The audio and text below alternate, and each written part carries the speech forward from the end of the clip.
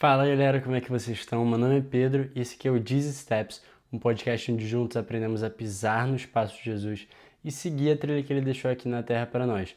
Como você já viu no título do vídeo, a gente vai estar analisando a parábola do filho pródigo. Bom, e o contexto dessa parábola está lá em Lucas 15, onde Jesus está falando com publicanos e pecadores, com o povo. E os fariseus e escribas murmuravam, dizendo: "Este homem recebe os pecadores e come com eles." E aí Jesus, para responder os fariseus, ele conta 3 parábolas, mas a gente vai focar na terceira, que é a parábola do filho pródigo, que começa lá no versículo 11 de Lucas 15. Então vamos lá ler. E ele disse: certo homem tinha 2 filhos, e o mais jovem deles disse ao seu pai: Pai, dá-me a parte dos bens que caiu para mim. E ele dividiu-lhe os seus haveres. Ou seja, o filho mais novo, ele pediu a herança do pai. E a mensagem escondida nisso é o quê? Ele queria o pai morto. Ele, no coração dele, ele matou o pai. Porque a herança é passada quando o pai morre e o filho recebe. Mas ele queria isso antes. Então, no coração, ele já tinha matado o pai. Porque ele queria mais do que o pai tinha do que o próprio pai dele. E a gente vê isso acontecendo muito. As pessoas matando Deus no coração para viverem do jeito que eles querem. Matando o pai no coração para viver em liberdade. E essa é a palavra-chave para o filho mais novo. Liberdade era o que ele queria. E aí vamos continuar lendo. Versículo 13. E poucos dias depois, o filho mais jovem, ajuntando tudo, partiu para uma terra distante. E ali desperdiçou todos os seus bens com uma vida depravada. E havendo ele gastado tudo, houve aquela terra uma grande fome. E ele começou a passar necessidade. E ele foi e ajuntou-se a um dos cidadãos daquela terra, e ele o enviou aos seus campos para alimentar os porcos. E ele desejava encher sua barriga com as cascas que os porcos comiam, e nenhum homem lhe dava nada. E aí ele cai em si, porque ali ele está no fundo do poço. Ele fala: cara, os servos do meu pai, eles têm pão de fartura, eles têm comida para se sustentar. Eu vou até o meu pai, vou pedir desculpa, vou pedir para ser um trabalhador dele. E tem uma frase muito interessante que ele faz assim, ó, no versículo 19. Eu não sou mais digno de ser chamado teu filho. Faze-me como um dos teus servidores. E ali no versículo 20 ele se levanta e vai ao pai.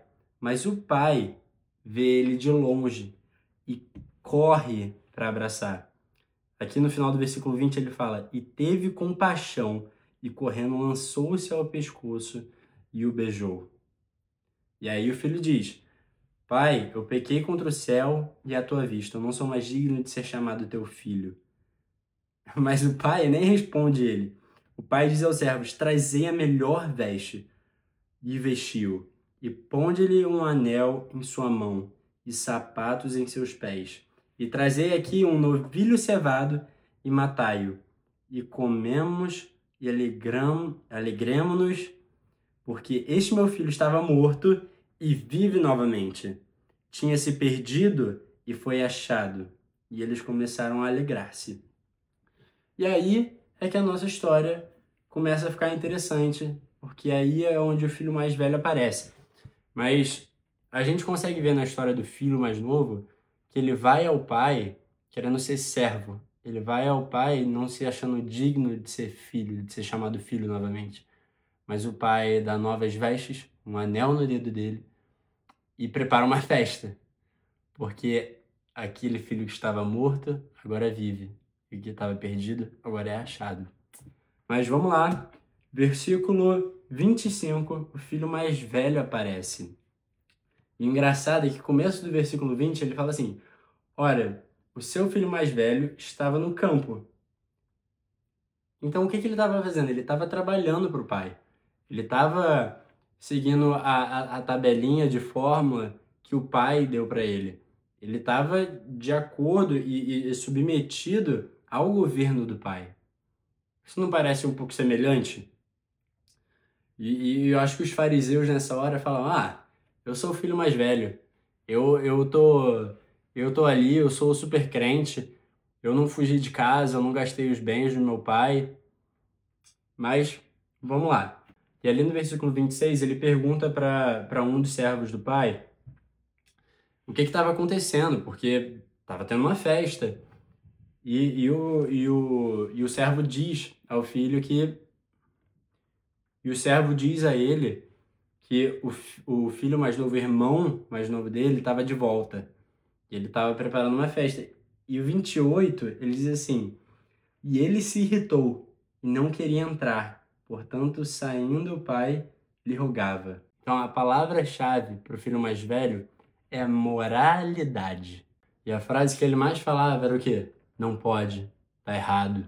Não pode isso, não pode aquilo. Você tem que fazer assim, você tem que fazer assado. E quantos de nós não fomos filhos mais velhos alguma vez? Eu muitas vezes me pego sendo filho mais velho. Eu muitas vezes o Espírito Santo fala, cara, você está sendo soberbo. E o orgulho é algo que a gente precisa quebrar todos os dias. Porque a gente querer pisar nos passos de Jesus, esse é o significado do canal. A gente querer seguir esse passo e seguir essa trilha que a Bíblia nos ensina é o caminho. Mas a nossa motivação para andar no caminho não tem que ser a nossa moralidade. Tem que ser agradar ao Senhor. E agradar ao Senhor só se faz com amor e não com vaidade. O filho mais velho aqui, ele achava que tudo que ele fazia era certo.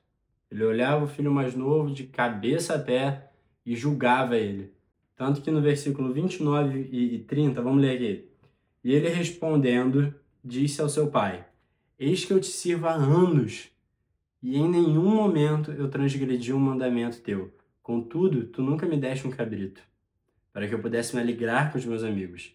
Aí o 30. Mas vindo este teu filho que desperdiçou os teus bens com prostitutas, mataste-lhe o novilho cevado. Você vê que aqui ele não chama nem o irmão de irmão. Ele diz assim, mas vindo este teu filho, para você ver o nível de soberba. O filho mais velho aqui, ele pensava que pela força dele, ele ia conquistar as coisas. Quantas vezes a gente não tenta comprar Deus? Quantas vezes a gente não tenta caminhar no caminho das Escrituras para receber algo que a gente quer?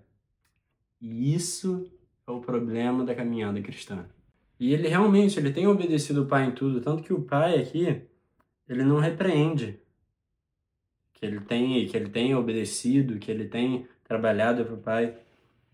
Mas ele diz assim, filho, tu sempre estás comigo, tudo que eu tenho é teu. Ou seja, quem estava pagando para aquela festa era o filho mais velho. Porque tudo aquilo que tinha na terra do pai, era ele que ia herdar. Então, na teoria, aquilo ali tudo seria dele. Então, o problema dele era que estavam matando o cabrito dele. Estavam pegando as coisas dele. E a gente gosta de falar que o filho mais novo amava mais as coisas do pai do que o próprio pai. Mas o filho mais velho também amava as coisas do pai mais do que o próprio pai. E a gente não percebe isso porque a gente vive numa rotina tanto de religiosidade, onde a gente pratica as coisas por praticar, que a gente não entende que o maior privilégio é um relacionamento com o Senhor, não as coisas que o Senhor nos dá, porque Ele não nos deve nada. O Jesus não precisava morrer na cruz. Ele morreu na cruz por amor a mim e amor a você. É graça. É isso a palavra-chave. Graça. Enquanto um escolhe a libertinagem para colocar a mão nas coisas do Pai, o outro escolhe obedecer para colocar as mãos nas coisas do Pai. E o pecado dos dois aqui foi não amar o Pai.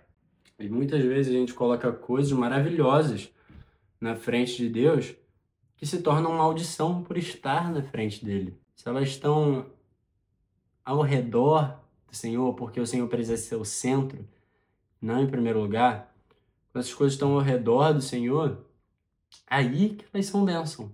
Na história, o irmão mais novo volta E quem paga a festa dele é o irmão mais velho, porque a herança era dele. Agora, na vida real, Jesus é o nosso irmão mais velho. E foi ele quem pagou o preço para que a gente presencie a festa no céu um dia. Vamos orar? Senhor, obrigado pela tua palavra. Obrigado pelas parábolas que o Senhor usou para nos ensinar, Pai. Nos ensina, nos corrige, para que a gente não seja nem como o irmão mais novo e nem como o irmão mais velho que se ensoberbeceu. Cria em nós, ó Deus, um coração humilde e quebrantado na Tua presença.